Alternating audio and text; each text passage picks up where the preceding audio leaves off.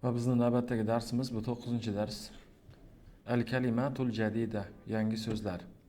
Riyodatun sport, riyodatun sportlar. La'ibatun sportchi ayol, ya'ni o'yinchi degani. La'ibatun ayollar. Fariqun jamoa, firoqun bo'lsa jamoalar.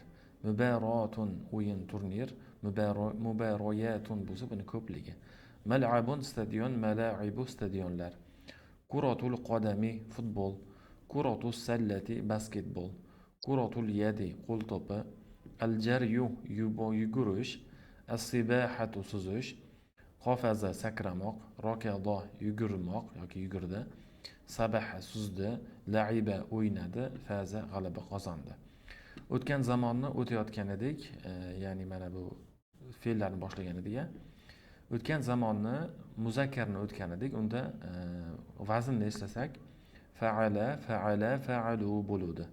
Ya'ni darabu yoki katabu bo'ludi.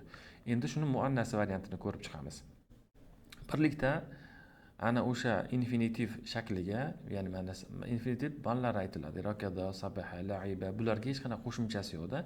Qo'shimchasi yo'q nol variantini infinitiv deyiladi. O'shanga ta'ni qo'shiladi. Masalan, hiya yoki hiya kelishi mumkin yoki hiyani o'rnida, mana shu ko'rsatish olmoshni o'rnida asl o'sha shaxs turadi. Ya'ni Fatima turadigan bo'lsa nima qilamiz? Biz bunda t'ni qo'shamiz o'sha o'zakka. Hiya katabatil vajiba. Ya'ni u vazifani yozdi. Hiya katabat al vajiba.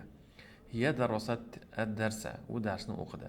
Hiya zahabat ila al-bayt. U uyga ketdi. Demak, fa'alat bo'ladi buni vazni, ya'ni fa'ayn lom o'zak tarkibidagi so'zlar. Ta qo'shilsa esa muannasga o'tar ekan. Endi ikkilik shakli musannadachi ta bo'ladi. Mana ta ga alif qo'shamiz.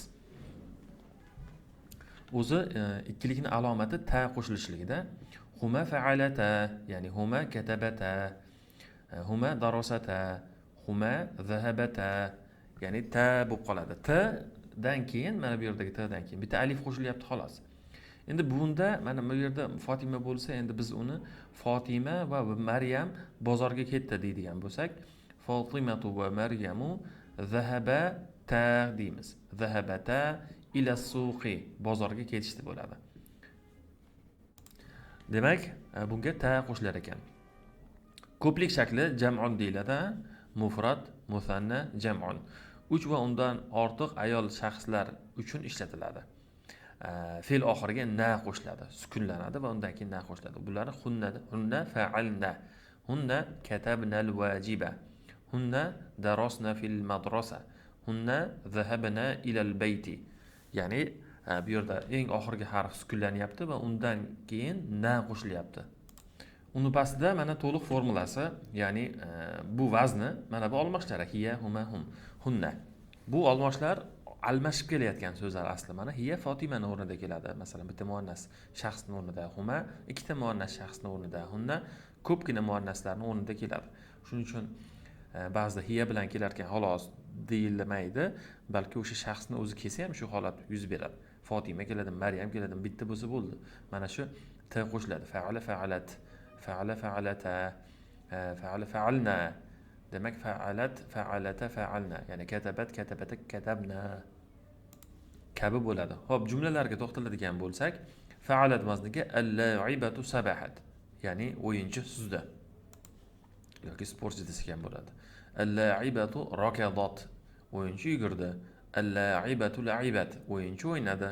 Al-la'ibatu qafazat, o'yinchi sakradi. Endi xuddi shuni ikkiliklari ham mana qarang, tepadagiga solishtirsak, sabahata, rakadata, la'ibata, qafazata.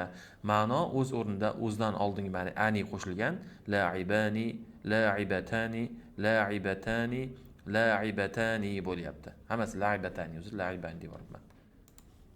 Ko'pligi endi buni ko'pga olamiz. Ya'ni al-la'ibatu, al-la'ibatu sabahna, al-la'ibatu rakadna, al-la'ibatu la'ibna, al-la'ibatu qafazna bo'ladi. Xo'p, tamrin haqida to'xtalsak, nazala, dohika, fataha, g'alaqa, qoidani mana shu yerga tuslashingiz kerak. Va keyingi mashq esa Xumaga mos bo'lgan pastdagilarni birini qo'yasiz. Masalan, xuma ikkilik ekan. La'ibatmi, la'ibatami, la'ibnami. Qaysi birini qo'yamiz? Va keyin tarjimaga harakat qilib ko'rishimiz kerak o'zimiz. Va keyin yana bu yerda tarjima uchun gaplar bor. Bularni ham tarjima qilishga urinib ko'rasiz. Sportchi qiz yugurdi, u ikkisi o'ynadi, ular mo'yna suzishdi kabi mana shu gaplarni tarjima qilamiz. Bu yerda ham arabchadan o'zbekchaga tarjima qilasizlar. Al-hivar bor. Fatima va Maryam gaplashyapti. Maza fa'altil la'ibatu fil mubarat. Fa'alatil. Endi qarang shu yerda nimaga fa'alati t edi kasr bo'lib qoldi desa, bu o'qish qoidasi bo'ladi. Asli sukun. Lekin qo'shib o'qishligimiz uchun t ni sukun qilib o'qishimiz mumkin. Fa'alat al-la'ibata deganda ikkiga bo'linmasligi uchun o'qish qoidasiga binoan o'zgartirib turilibdi, lekin asli sukunligicha qoladi tagida. Qo'shib o'qiganimizda agar sukunli bilan tugasa biron bir so'z va undan keyingi so'z alif lamni olsa, ya'ni al artiklni olsa, qo'shib o'qiyotganimizda sukunni kasra qilib o'qishimiz mumkin. Maza fa'alatil la'ibatu fil mubarat. Ya'ni Fatima aytayaptiki, sportchi ayol turnirda nima qildi desa Maryam, la'ibat kuratas sallati fil mal'abi. O'yingohda u basketbol o'ynadi. Fatima aytayapti, va hal rakadat fil mubarat, u yugurdi hammi desa, na'am, rakadat va qafazat kathiran, u yugurdi va ko'p sakradi. Va hal sabahat fil mubarat, u o'yingohda suzdi hammi? La ma sabahat, yo'q suzmadi. Lakin fazat fil mubarat, lekin u turnirda yutib chiqdi deyapti. Hop, keyingisi nassun bor. Bu nassonni har safar o'zingizni e'tiboringizga qoldiryapman. Buni tarjima qilib qo'yasizlar. So'zlari berilgan, shuning uchun da yaxshi so'zlar barchasini yodlashimiz kerak. Bularni yodlamaslik mumkin emas. Bular eng asosiy va eng muhim so'zlar bo'ladi. Shunday qilib biz 9-darsimizni ham tugatdik.